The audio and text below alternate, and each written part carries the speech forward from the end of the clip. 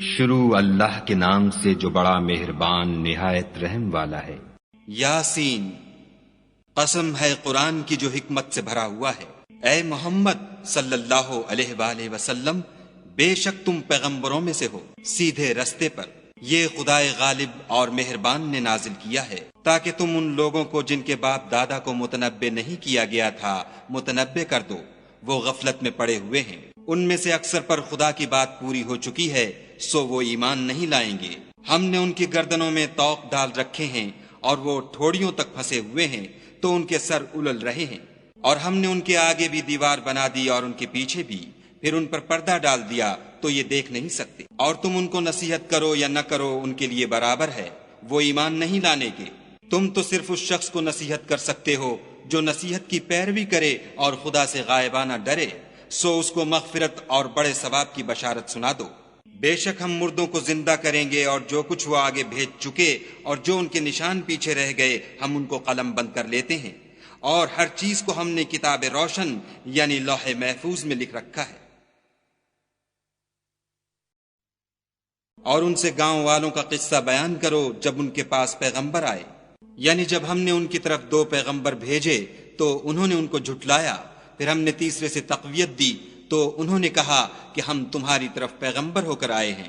وہ بولے کہ تم اور کچھ نہیں مگر ہماری طرح کے آدمی ہو، اور خدا نے کوئی چیز بھی نازل نہیں کی، تم محض جھوٹ بولتے ہو۔ انہوں نے کہا کہ ہمارا پروردگار جانتا ہے کہ ہم تمہاری طرف پیغام دے کر بھیجے گئے ہیں، اور ہمارے ذمے تو صاف صاف پہنچا دینا ہے اور بس۔ وہ بولے کہ ہم تم کو نامبارک دیکھتے ہیں، اگر تم باز نہ آؤ گے تو ہم تمہیں سنگسار کر دیں گے اور تم کو ہم سے دکھ دینے والا عذاب پہنچے گا۔ انہوں نے کہا کہ تمہاری نحوست تمہارے ساتھ ہے، کیا اس لیے کہ تم کو نصیحت کی گئی؟ بلکہ تم ایسے لوگ ہو جو حد سے تجاوز کر گئے ہو۔ اور شہر کے پرلے کنارے سے ایک آدمی دوڑتا ہوا آیا، کہنے لگا کہ اے میری قوم، پیغمبروں کے پیچھے چلو، ایسوں کے جو تم سے صلاح نہیں مانگتے اور وہ سیدھے رستے پر ہیں۔ اور مجھے کیا ہے کہ میں اس کی پرستش نہ کروں جس نے مجھے پیدا کیا، اور اسی کی طرف تم کو لوٹ کر جانا ہے۔ کیا میں ان کو چھوڑ کر اوروں کو معبود بناؤں؟ اگر خدا میرے حق میں نقصان کرنا چاہے تو ان کی سفارش مجھے کچھ بھی فائدہ نہ دے سکے، اور نہ وہ مجھے چھڑا ہی سکیں۔ تب تو میں صریح گمراہی میں مبتلا ہو گیا۔ میں تمہارے پروردگار پر ایمان لایا ہوں، سو میری بات سن رکھو۔ حکم ہوا کہ بہشت میں داخل ہو جا۔ بولا کاش میری قوم کو خبر ہو کہ خدا نے مجھے بخش دیا اور عزت والوں میں کیا، اور ہم نے اس کے بعد اس کی قوم پر کوئی لشکر نہیں اتارا، اور نہ ہم اتارنے والے تھے ہی۔ وہ تو صرف ایک چنگھاڑ تھی آتشیں، سو وہ اس سے ناگہاں بجھ کر رہ گئے۔ بندوں پر افسوس ہے کہ ان کے پاس کوئی پیغمبر نہیں آتا مگر اس سے تمسخر کرتے ہیں۔ کیا انہوں نے نہیں دیکھا کہ ہم نے ان سے پہلے بہت سے لوگوں کو ہلاک کر دیا تھا؟ اب وہ ان کی طرف لوٹ کر نہیں آئیں گے، اور سب کے سب ہمارے روبرو حاضر کیے جائیں گے۔ اور ایک نشانی ان کے لیے زمین مردہ ہے کہ ہم نے اس کو زندہ کیا اور اس میں سے اناج اگایا، پھر یہ اس میں سے کھاتے ہیں۔ اور اس میں کھجوروں اور انگوروں کے باغ پیدا کیے اور اس میں چشمے جاری کر دیے تاکہ یہ ان کے پھل کھائیں، اور ان کے ہاتھوں نے تو ان کو نہیں بنایا، تو پھر کیا یہ شکر نہیں کرتے؟ وہ خدا پاک ہے جس نے زمین کی نباتات کے اور خود ان کے اور جن چیزوں کی ان کو خبر نہیں سب کے جوڑے بنائے۔ اور ایک نشانی ان کے لیے رات ہے کہ اس میں سے ہم دن کو کھینچ لیتے ہیں تو اس وقت ان پر اندھیرا چھا جاتا ہے، اور سورج اپنے مقرر رستے پر چلتا رہتا ہے۔ یہ خدائے غالب اور دانا کا مقرر کیا ہوا اندازہ ہے۔ اور چاند کی بھی ہم نے منزلیں مقرر کر دیں، یہاں تک کہ گھٹتے گھٹتے کھجور کی پرانی شاخ کی طرح ہو جاتا ہے۔ نہ تو سورج ہی سے ہو سکتا ہے کہ چاند کو جا پکڑے، اور نہ رات ہی دن سے پہلے آ سکتی ہے، اور سب اپنے اپنے دائرے میں تیر رہے ہیں۔ اور ایک نشانی ان کے لیے یہ ہے کہ ہم نے ان کی اولاد کو بھری ہوئی کشتی میں سوار کیا، اور ان کے لیے ویسی ہی اور چیزیں پیدا کیں جن پر وہ سوار ہوتے ہیں، اور اگر ہم چاہیں تو ان کو غرق کر دیں، پھر نہ تو ان کا کوئی فریاد رس ہو اور نہ ان کو رہائی ملے، مگر یہ ہماری رحمت اور ایک مدت تک کے فائدے ہیں۔ اور جب ان سے کہا جاتا ہے کہ جو تمہارے آگے اور جو تمہارے پیچھے ہے اس سے ڈرو تاکہ تم پر رحم کیا جائے، اور ان کے پاس ان کے پروردگار کی طرف سے کوئی نشانی نہیں آئی مگر اس سے منہ پھیر لیتے ہیں۔ اور جب ان سے کہا جاتا ہے کہ جو رزق خدا نے تم کو دیا ہے اس میں سے خرچ کرو، تو کافر مومنوں سے کہتے ہیں کہ بھلا ہم ان لوگوں کو کھانا کھلائیں جن کو اگر خدا چاہتا تو خود کھلا دیتا، تم تو صریح غلطی میں ہو۔ اور کہتے ہیں اگر تم سچ کہتے ہو تو یہ وعدہ کب پورا ہوگا؟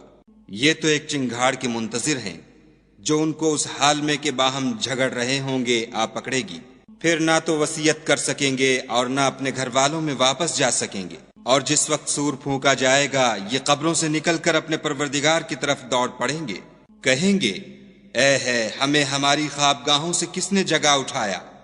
یہ وہی تو ہے جس کا خدا نے وعدہ کیا تھا اور پیغمبروں نے سچ کہا تھا۔ صرف ایک زور کی آواز کا ہونا ہوگا کہ سب کے سب ہمارے روبرو آ حاضر ہوں گے۔